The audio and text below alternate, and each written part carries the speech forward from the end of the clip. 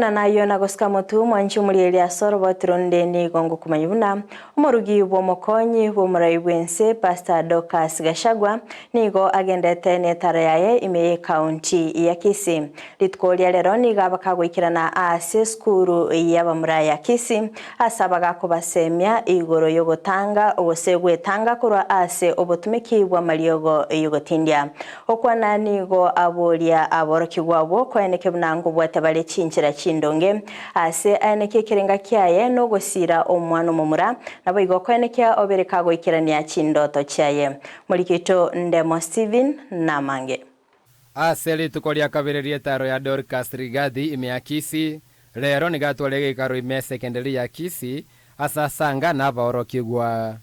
We are here at Kisii School and I had just come to continue with the mentorship programs that I'm doing in the preventive measures on drugs and alcohol abuse. We know that to be able to change this country and to transform the young men from being drug addicts or abusing alcohol, you need to start early. And coming to the schools like this, you see we are talking to 2,800 of them. And if they can be warned early, it is possible that they could change. And that is why you have seen I go to the universities and I'm going to the secondary schools. I'm also going to the primary school as a preventive kind of program. Nigo wana boliria basai gwetangano botumekio bobe bwa maliogo yogotindia ayo akorania magendero magega gosalia magimabo nonye goturubania machiwa maya asechisemi. It is very sad to see that in our schools and our universities, even primary schools, we are witnessing cases of depression, frustration, and it is more prevalence with the people who are taking drugs. They get into the place of suicide, and that is why we want to speak to them, to be able to inspire them and to encourage them and to give them hope and tell them there is a great future in this country and even beyond.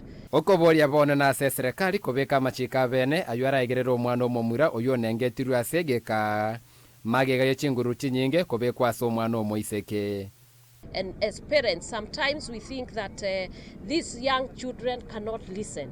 Every time I go, I speak to them, you see some of them crying, and that tells me they are listening and they need counsel. And that's why I cannot relent. I will continue and try to talk to our boys, and especially the boys, because even in the suicide cases, we find most of them, about 80%, is still boys.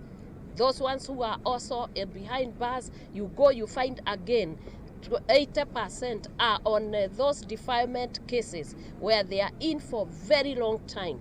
And I can tell you that their destiny are destroyed.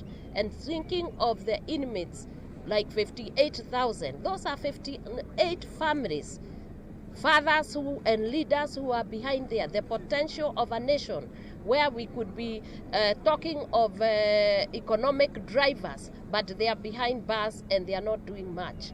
And families are suffering, there are women, children who are there.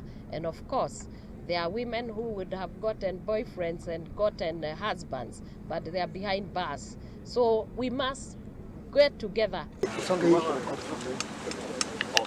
Korwaiga ase skuru ya Kisii School nigo campaign dinajara ko bage kobe kwa asorongora kusinese ya Kenya kwana kibona obo tubeki kwa maliogo yogotindi kwanyere ko bago kwenda ise kokorau no mosike Dorcas Rigadi reporter ya Ndizi TV eri ataliane Ndemo Steven.